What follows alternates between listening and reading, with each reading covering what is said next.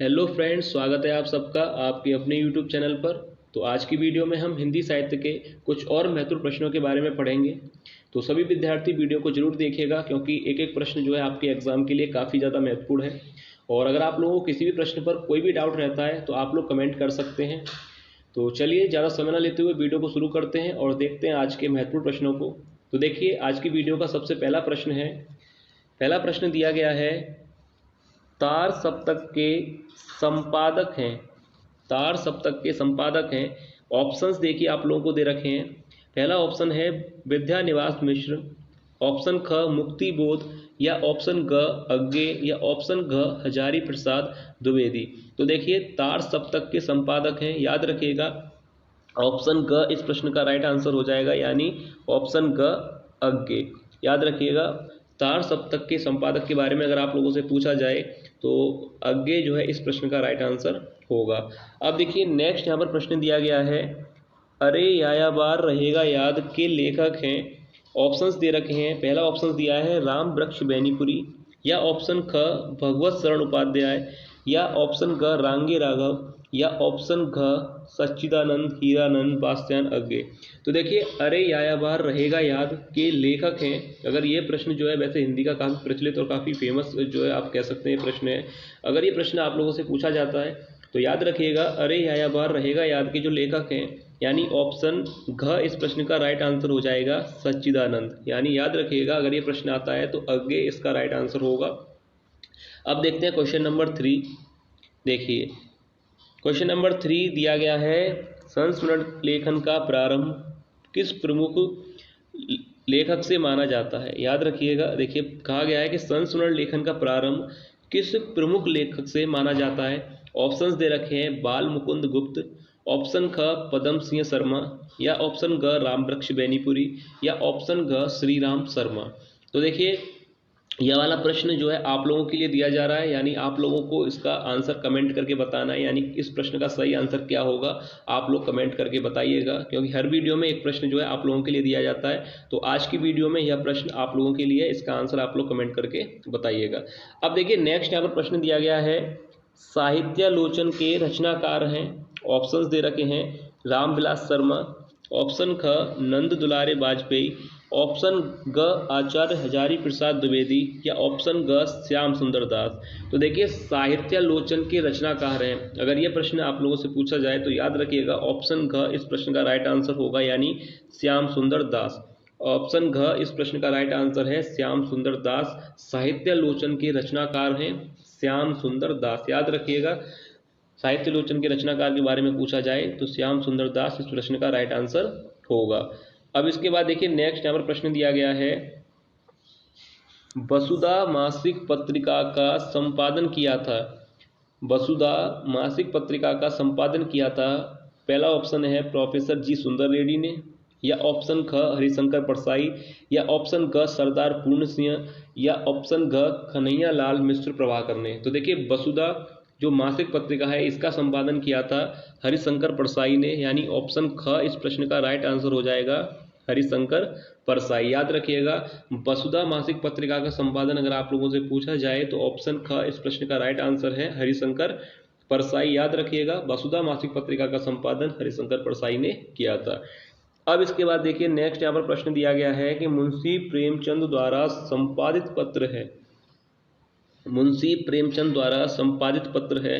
Options दे रखे हैं, हंस, मर्यादा, करमवीर, या जो है धर्मयुग। तो देखिए, मुंशी प्रेमचंद द्वारा संपादित पत्र है। याद रखिएगा, पहला ही ऑप्शन सही हो जाएगा, ऑप्शन क, यानी हंस पत्रिका का संपादन किया था मुंशी प्रेमचंद जी ने। तो याद रखिएगा, ये प्रश्न जो है अच्छा प्रश्न है एग्जाम के हिसाब से अगर देखा जाए तो। मुंशी प्रेमचंद द्वारा संपादित पत्र है, हंस पत्रिका का संपादन किया था इन्होंने, तो याद रखिएगा।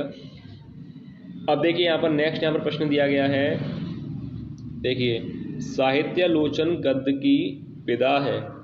साहित्यालोचन गद्य की विधा है।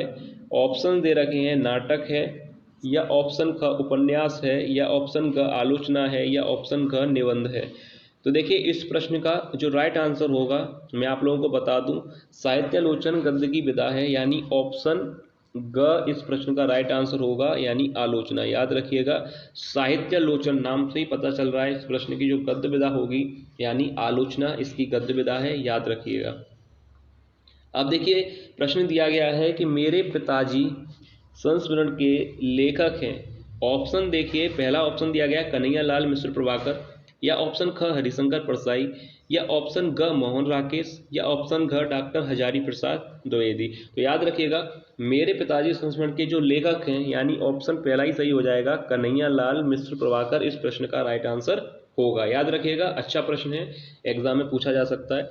अब देखिए इसके बाद जो प्रश्न दिया गया है, देखिए दी मैडमैन का पगला नाम से हिंदी में अनुवाद किया, यानी दी मैडमैन का पगला नाम से हिंदी में अनुवाद किया है किसने?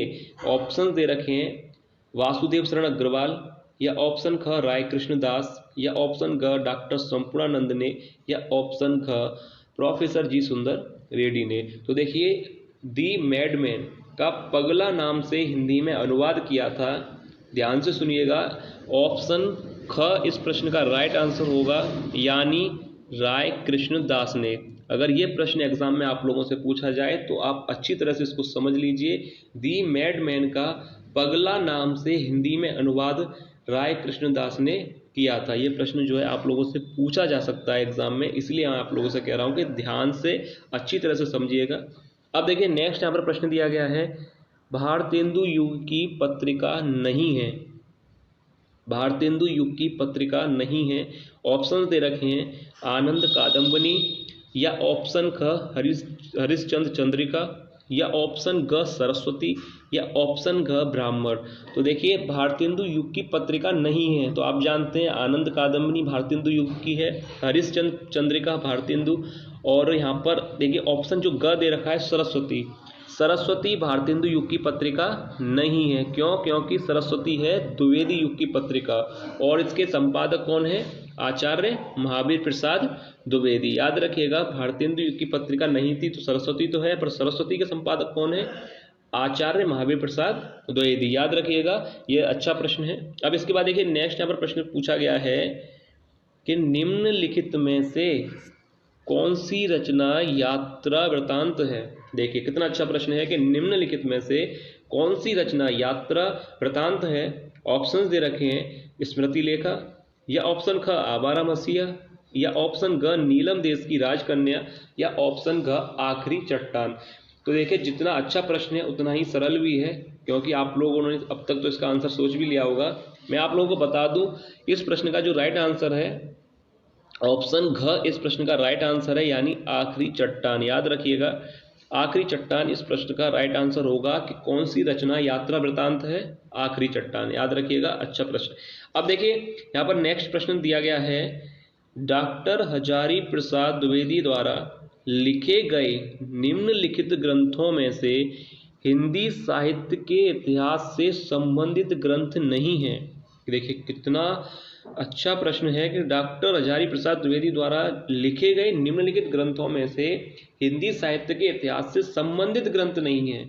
जैसे कि पहला ऑप्शन दे रखा है हिंदी साहित्य की भूमिका, या ऑप्शन क हिंदी साहित्य का आदिकाल, या ऑप्शन ग हिंदी साहित्य, या ऑप्शन घ चारुचंद्र लेख। तो देखिए यहाँ पर पूछा है कि हिंदी साहित्य के इतिहास से संबंधित नहीं है, यानी उसका हिंदी साहित्य के साथ संबंधित ग्रंथ नहीं है। सिंपल है, ऑप्शन ख इस प्रश्न का राइट आंसर होगा, चारुचंद्र लेख, जो कि हिंदी साहित्य के इतिहास से संबंधित ग्रंथ नहीं है। अब इसके बाद देखिए नेक्स्ट यहाँ पर प्रश्न दिया गया है, देखिए प्रश्न दिया गया है कि पर्णिकालीन भारत के लेखक हैं। अब ऑप्शन दे रखे हैं, पहला ऑप्शन है हजारी प्रसाद द्विवेदी, या ऑप्शन ख मोहन राकेश, या ऑप्शन ग वासुदेव शरण अग्रवाल, या ऑप्शन घ कन्हैया लाल मिश्र प्रभाकर। तो देखिए पर्णिकालीन भारत के लेखक हैं, तो कौन है? इस प्रश्न का राइट आंसर क्या होगा? हजारी प्रसाद द्विवेदी? नहीं, इस प्रश्न का राइट आंसर होगा ऑप्शन ग। याद रखिएगा, वासुदेव शरण अग्रवाल इस प्रश्न का राइट आंसर है। अगर ये प्रश्न आपसे एग्जाम में पूछा जाए तो याद रखिएगा, इस प्रश्न का राइट आंसर हो जाएगा वासुदेव शरण अग्रवाल। अब इसके बाद देखिए यहाँ पर प्रश्न दिया गया है, शिकायत मुझे भी है किस विधा की रचना है। शिकायत मुझे भी है किस विधा की रचना है, यानी कहानी है या नाटक है या उपन्यास है, या ऑप्शन यहाँ पर आपको दिखाई नहीं दे रहा होगा, मैं आप लोगों को बता दूं, ऑप्शन क यहाँ पर दिया गया है निबंध। तो देखिए अब ये प्रश्न है कि शिकायत मुझे भी है किस विधा की रचना है, कहानी, नाटक, उपन्यास या निबंध। तो यहाँ पर जो ऑप्शन 4 जो दिखाई आपको नहीं दे रहा है वही इस प्रश्न का राइट आंसर है। यानी याद रखिएगा, शिकायत मुझे भी है कि गद्य विधा अगर आपसे पूछा जाए तो निबंध इस प्रश्न का राइट आंसर होगा, यानी 4th यहाँ पर राइट ऑप्शन हो जाएगा निबंध। तो ये था आज का जो है वीडियो का लास्ट प्रश्न। उम्मीद है आप लोगों को वीडियो पसंद आई होगी, आज के प्रश्न आप लोगों को अच्छे लगे होंगे। अगर आप लोगों को वीडियो पसंद आई है तो लाइक ज़रूर कीजिएगा और चैनल को सब्सक्राइब ज़रूर कर लीजिएगा। और अगर आप लोगों को किसी भी प्रश्न पर कोई डाउट है तो कमेंट करके आप लोग बता सकते हैं। और चलिए मिलते हैं नेक्स्ट वीडियो में और ऐसे ही महत्वपूर्ण प्रश्नों के साथ। तब तक आप लोग अपनी तैयारी अच्छी तरह से करते रहिए, मेहनत करते रहिए, आप लोगों को सफलता जरूर मिलेगी।